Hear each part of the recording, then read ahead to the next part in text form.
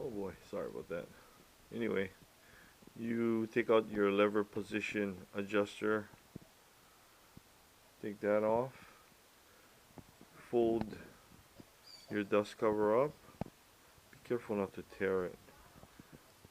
Oh, that would be bad. And then you just take the barrel out from the lever and slowly wiggle it free. It will look like this. So all you do is you just push the barrel up and it should come right out like that. You know, it's kind of overthinking this thing, and maybe take this off and clean it up a little bit.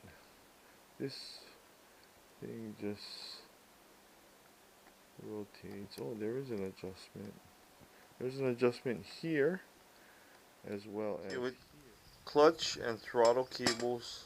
Routing is extremely important. So you can do it any way you want, but I would recommend taking off the seat and the gas tank for proper routing.